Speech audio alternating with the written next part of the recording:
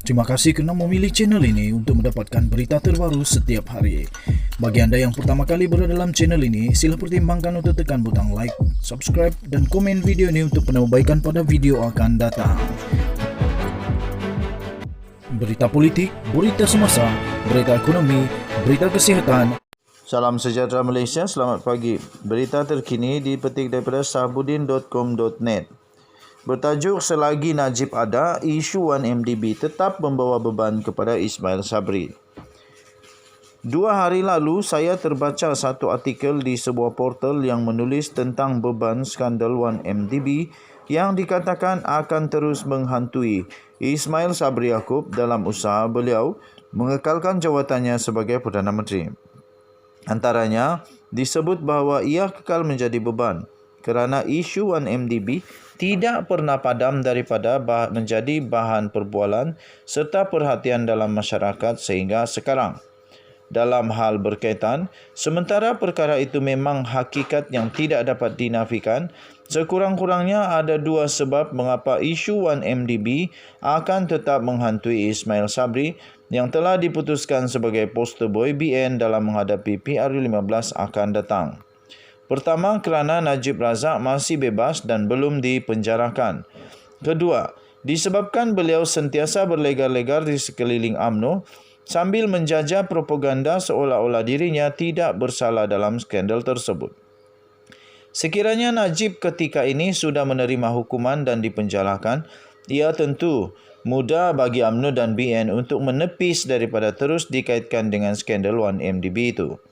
Selain boleh menjarakkan diri daripada terus dikaitkan dengan skandal itu, UMNO dan BN malah boleh mendabik dada dengan mengatakan undang-undang telah ditegakkan sebagaimana ramai pesalah di beberapa negara lain yang berkaitan dengan 1MDB juga telah menerima hukuman masing-masing.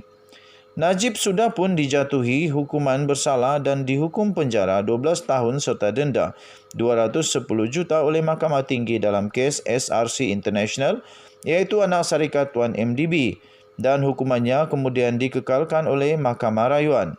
Bagaimanapun sebagaimana beliau diberi penangguhan daripada menjalani hukuman sementara kes dirayu di Mahkamah Rayuan sebelum ini, kini beliau juga diberi penangguhan yang sama sementara menunggu rayuan akhir di Mahkamah Persekutuan pada 15 Ogos depan. Meskipun penangguhan hukuman sementara menunggu rayuan yang diberikan kepada Najib adalah soal kebijaksanaan mahkamah yang tidak harus dipertikaikan, tetapi ia tidak dinafikan mempunyai kesan politik yang bukan sedikit kepada UMNO dan BN menjelang PRU15 akan datang. Pelbagai serangan dan persepsi boleh disemarakkan bagi tujuan menghalang UMNO dan BN daripada beroleh kemenangan.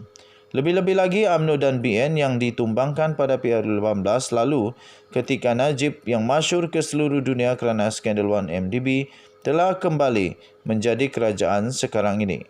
Mahu tidak mahu ia menjadikan isu 1MDB terus hidup dan sebagai poster boy BN, Ismail Sabri lah penanggung terbesar beban skandal itu dalam PRU15 nanti.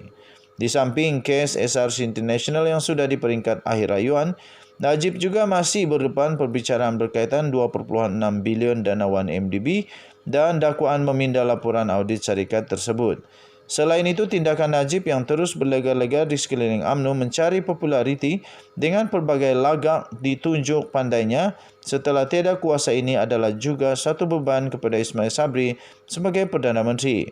Sebagai orang yang menyebabkan BN kalah pada PRU 2018 yang lalu, kemudian sedang berdepan pelbagai tuduhan di mahkamah, Najib separutnya sedar diri dengan memilih untuk berehat seketika sehingga kesnya selesai atau lebih baik berundur saja terus daripada politik. Tambahan lagi, skandal 1MDB yang diakibatkannya itu sudah melekat dalam minda rakyat di mana secara umumnya semua orang sedar untuk tempoh bertahun-tahun akan datang, negara masih perlu membayar hutang berpuluh bilion disebabkan olehnya. Sebab itu amalan UMNO sebelum ini di mana pemimpinnya yang didakwa di mahkamah akan direhatkan daripada jawatannya sehingga kes mereka selesai adalah satu tindakan yang betul serta mampu menjaga nama baik parti. Zaman Najib pada hakikatnya telah berlalu dan kini adalah era Ismail Sabri. Dengan itu tidak harus sama sekali ada perasaan atau jiwa perasan dalam dirinya atau penyokongnya untuk melihat ahli Parlimen Pekan itu kembali semula sebagai Perdana Menteri. Perasaan atau jiwa perasan demikian hanya akan membunuh peluang UMNO dan BN dalam PR15 akan datang. Sekaligus juga membunuh masa depan Ismail Sabri kerana seolah-olah beliau sedang disaingi daripada dalam partinya sendiri. Tiada Najib akan menyebabkan kesan Wan MDB dapat diminimalkan ke atas Ismail Sabri dan mampu memberi laluan lebih mudah kepada BN mencari kemenangan. Ditulis oleh Sabudin Hussein. Diterbitkan dalam sabudinhussein.com.net. 7 Julai 2022. Kita jumpa lagi. Bye-bye.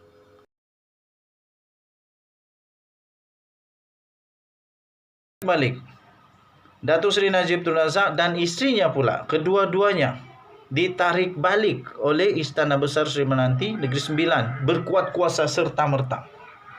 Setiausaha Kerajaan Negeri merangkap pendaftar darjah iaitu Dr. Razali Abdul Malik berkata penarikan semula itu membabitkan Darjah Seri Utama Negeri Sembilan atau SPNS yang membawa gelaran Datuk Seri Utama kepada Najib dan Darjah Seri Paduka Tuanku Jaafar yang amat terpuji SPTJ yang memberi gelaran Datuk Seri kepada Rosmah Mansur ditarik balik serta-merta. Beliau berkata pembatalan semula selepas mesyuarat khas mengurniakan darjah kebesaran bintang dan pingat yang diadakan di istana pada hari itu. Pengurniaan SPNS kepada Najib pada tahun 2005 ditarik balik serta-merta mengikut Warta Kerajaan Jilid 59 nombor 5 bertarikh 2 Mac 2006. Tuan-tuan dan puan-puan, makcik-makcik, pakcik-pakcik, angkel-angkel, anti-anti, di bandar, di kampung, di dalam gua, di atas pokok, di atas gunung, di atas bukit, di dalam laut, di tengah sungai, di tepi sungai, di pulau-pulau, dimanapun kamu berada, ini bukan fitnah. Ini memang sudah diwartakan di dalam Warta Kerajaan Jilid nombor 59 Jilid 59 nombor 5. Tarikhnya 2 Mac 2006. Tak percaya pergi cari dokumen itu. Yang sah Najib Razak dan Rosmah Mansur darjah kebesaran di Negeri Sembilan ditarik balik dan dibatalkan. Dalam mesyuarat itu juga memutuskan bahawa pengurniaan SPTJ kepada Datin Seri Rosmah Mansur juga ditarik balik serta-merta katanya dalam kenyataan hari ini. Menurutnya pengurniaan SPTJ itu diberikan kepada Rosmah Mansur pada tahun 2006 mengikut Warta Jilid nombor 59 nombor 23 tambahan 1 bertarikh 9 November 2006. Beliau berkata keputusan itu bertujuan menjaga kebesaran dan kehormatan institusi diraja di negeri itu. Saya setuju. Daulat tuanku. Ampun tuanku. Saya setuju. Saya setuju supaya kedaulatan dan kehormatan, kebesaran dan kehormatan institusi diraja di negara ini mesti dipertahankan. Siapapun kita tetap berpegang terikat dengan perlembagaan negara Malaysia. Kita hormat dengan institusi diraja dan kita betul-betul menyanjung tinggi. Denyut nadi suara rakyat bergema di channel ini. Kita jumpa lagi. Apa boleh buatlah Rosmah Mansur dan Najib Razak. Dah selesai. Bye-bye.